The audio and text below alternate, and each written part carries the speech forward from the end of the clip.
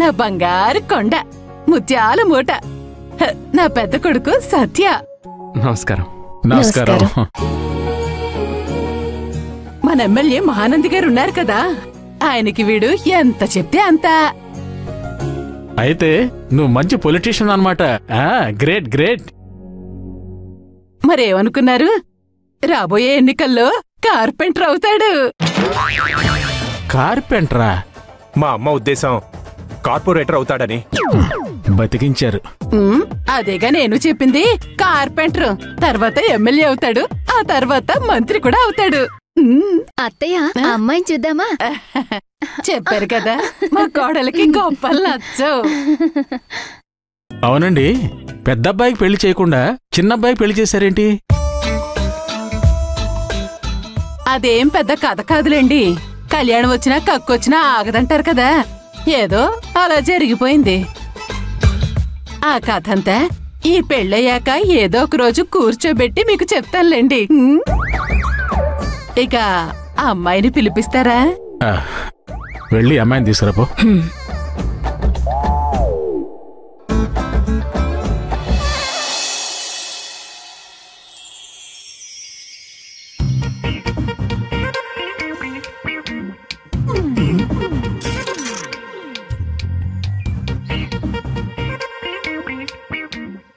ఏంటి తిప్పు, ఏదో ఆలోచిస్తున్నట్టున్నావు?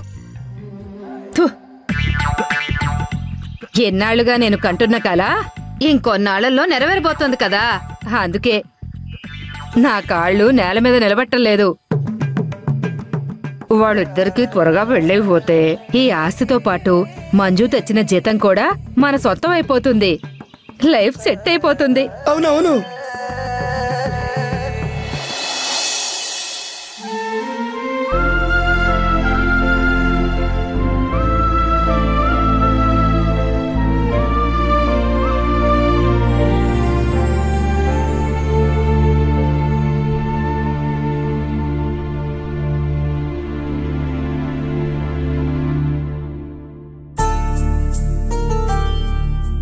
రెండు రోజుల్లో నిశ్చితార్థం.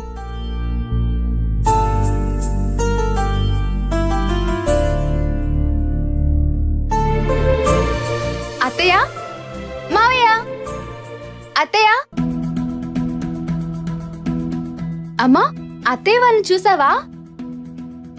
అక్క, రా రా రా రా రా. అత్తయ్య, అందరూ రండి. ఏమైందే, ఎందుకు అలా అరుస్తున్నావు? నేను అరవడం కాదత్తయ్య, నేను చెప్పే విషయం వింటే ఎగిరి గెంతేస్తారు.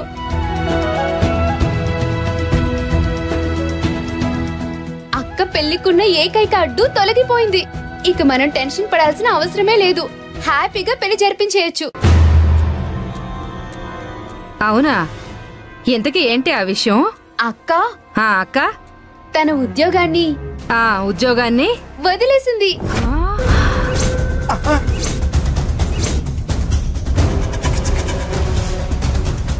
అయినా ఇప్పుడు అక్కకి ఆ ఉద్యోగం చేసే టైం ఎక్కడుంది?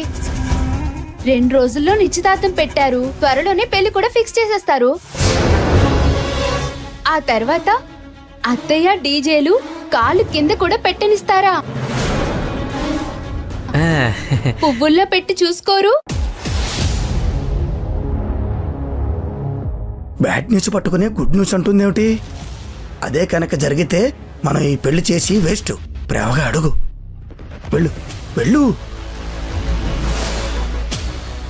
ఏంటి హాసిని నువ్వనేది? ఉద్యోగం ఎలా వదిలేసింది? వెరీ సింపుల్ అత్తయ్య. రాత్రి మేము ముగ్గురం కలిసి డిస్కస్ చేసుకున్నాం.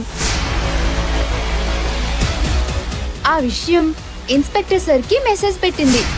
ఆ తర్వాత ఉదయాన్నే ఆయన రిజిగ్నేషన్ కి అప్రూవల్ ఇచ్చారు.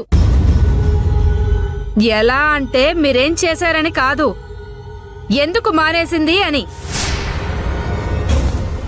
అమ్మ మంజు, అసలు నీకిప్పుడు ఉద్యోగం మానేయాల్సిన అవసరం ఏముందమ్మా? ఇప్పుడు ఎలా ఉంటున్నావో పెళ్ళైన తర్వాత కూడా అలాగే ఉండు. ఏమండి, మీరు చూసుకోరా? ఎందుకు చూసుకోను? చూసుకుంటా. చూసావా, అసలు నీకేమాత్రం శ్రమ ఉండదమ్మా. అంతా నేనే చూసుకుంటానంటున్నాను కదా. నీకంత ఇబ్బంది అవుతుంది అంటే పెళ్ళయ్యాక ఇంటి పనంతా నేనే చేసుకుంటాను. వంట వార్పులు కూడా మా వాడు సాయంగా ఉంటాడు. ఎరా చేస్తావు కదా? వండుతా. నేను కుకింగ్ బాగా చేస్తా. ఇల్లు తుడవడం లాంటివి మా ఆయన చూసుకుంటారు. ఏమండి? చూసుకుంటా. ఇంకా నీకేమాత్రం శ్రమ ఉంటుంది? అంతా మేమే చూసుకుంటాం అంటున్నాం కదా. నువ్వు ఒక పంచే, వెంటనే ఇన్స్పెక్టర్ గారికి ఫోన్ చేసి అనుకోకుండా మెసేజ్ చేశాను సార్, రాజీనామాని వెనక్కి తీసుకుంటాను అని చెప్పు. వదిలే, ఈ విషయం ఫోన్లో చెప్తే ఏం బాగుంటుంది. ఒక పని చేద్దాం, నేను మళ్ళీ వస్తాను. మనిద్దరం స్టేషన్కి వెళ్ళి మీ సార్ని కలిసి మరీ చెప్దాం. ఓకేనా? అత్తయ్య, మీరు రావాల్సిన అవసరం లేదు. అయితే నువ్వే వెళ్తావా? ఆ అవసరం కూడా లేదత్తయ్య. అంటే ఎంత చెప్పాక కూడా నువ్వు ఉద్యోగం చేయకూడదని నిర్ణయం చేసుకున్నావా? అసలు నేను మానేస్తేనే కదా. అంటే నువ్వు ఉద్యోగం మానేలేదా? లేదత్తయ్య. మరి హాసిని మానేసావని చెప్పింది? ఉత్తినే జోక్ చేసా. నువ్వెలా రియాక్ట్ అవుతావో చూద్దామని. ఏంటే జోక్ చేసావా? జోక్ చేసే విషయం ఇది? వదినా, ఏదో చిన్న పిల్ల తెలియక చేసింది, వదిలేసే. ఏంటి వదిలేసేది? ఇదంతా నీ మూలంగానే వచ్చింది. పిల్లల్ని ఎలా పెంచాలో తెలియకపోతే అసలు కననేకూడదు. ఇదేనా పిల్లల్ని పెంచే పద్ధతి?